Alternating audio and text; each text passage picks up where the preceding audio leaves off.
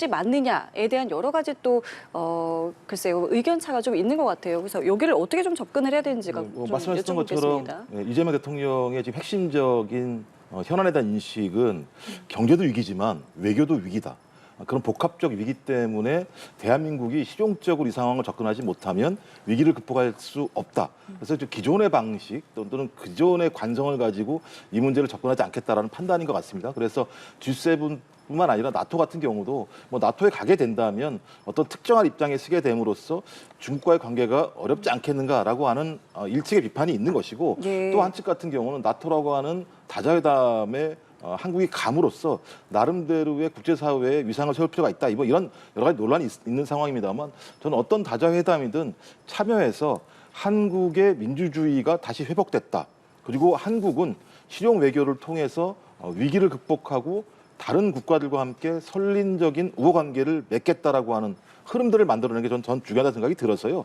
나토를 가든 아니면 G7을 가든 대한민국이 실용적으로 국익을 얻을 수 있는 요인들이 있다면 그걸 찾는 게 중요하지 아예 가지 말자라고 하는 논란을 빚는 건 매우 큰 문제라는 생각이 들어요. 당장 G7에서 트럼프 대통령이 돌아가니까 엄청난 비판들이 나오는 거 아니겠습니까? 전 그래서 지금 상황은 대한민국은 복합 위기다. 복합 위기 상황에서는 실용적으로 모든 것을 대해야 한다. 과거의 관성으로 이래야 된다 저래야 된다라고 하는 판단 자체들은 위기를 좀 과소평가한다라고 하는 생각이 들 수 있기 때문에 저는 어떤 성과가 나오는지를 가지고 좀 얘기하실 필요가 있을 것 같다. 어떻게 들으셨는지 여쭤보겠습니다. 제가 볼 때 10대 결격 사유는 10대를 만드시려고 했다라는 느낌이 들고요. 당연히 야당 입장에서는 이재명 정부 첫 총리에 대한 인사검증이기 때문에 국민들이 의혹을 가지고 있는 부분에 대해서 적극적으로 비판적으로 엄격하게 저는 청문을 해야 된다고 생각을 하긴 합니다만 그 내용 자체가 명확하게 근거를 가져야 된다는 생각이 들어요. 그래서 일단 24일, 25일 청문 과정에서 김민석 총리 지명자가 나름대로 국민들에게 설명을 하겠습니다만 지금 나오는 내용 관련해서는 본인이 차근차근 하나씩 설명하고 있는데요. 정치자금법 문제와 관련해서는 본인이 문제가 없다라고 쭉 다 설명을 한 측면이 있는 것 같고요. 자금 출처 논란 같은 경우는 아마도 지금 꺼내놓게 되면 또 다른 논란이 될 수밖에 없기 때문에 청문회 아마 날짜 속에서 야당이 질문을 하게 되면 거기에 대한 근거 증빙 자료를 내놓을 거라는 생각이 들고요. 또 그다음에 자녀 문제에 대해서도 논란이 되는데 제가 볼 때 문제가 없는 것 같아요. 이 부분 같은 경우는.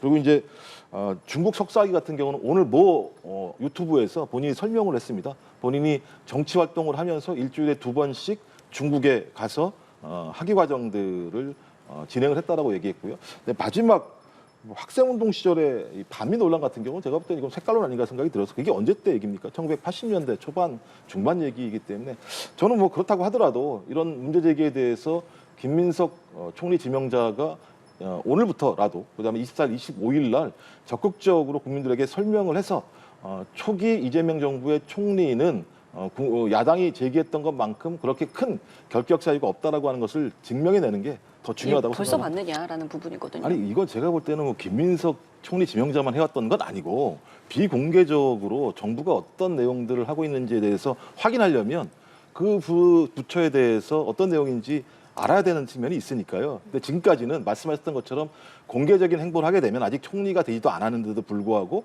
부처를 부르는가라고 하는 논란이 있어서 비공개로 해왔던 관례인데 왜 이번에만 공개를 하냐라고 아마 야당에서는 문제 제기하시는 것 같아요. 그래서 이 부분에 대해서 김민석 총리 지명자가 인사청문 답변을 위해서 내가 학습을 하는데 도와주러 오신 분들이다라고 하는 부처에 오신 분들의 위치를 정확히 설명을 했고 두 번째는 청문회가 주로 어떤 청문 대상에 대한 사법적 논란이나 어떤 주변의 어떤 논란거리를 가지고 벌어지는 청문이 아니라 좀 정책 청문 중심으로 가야 되는 거 아니냐라고 하는 흐름은 여야가 다 합의해서 한 내용이기 때문에 정책 청문으로 가기 위해서라도 부처가 어떤 상황을 하고 있는지 좀 파악하는 게 필요했다라고 본인들이 얘기를 했고요.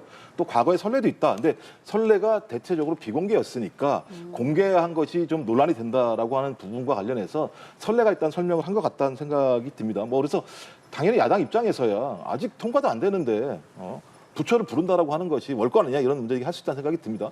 저는 이런 어떤 야당의 문제 제기에 대해서 김민석 총리 지명자가 한번 설명을 했습니다만 또 설명하고 또 설명해서 이 문제가 어떤 의도를 가지고 했는지에 대한 설명을 한다면 제가 볼 때 이 논란은 오히려 그 야당이 제기하는 10대 결격 사유에 비하면 아무것도 아니다. 조적질이다라고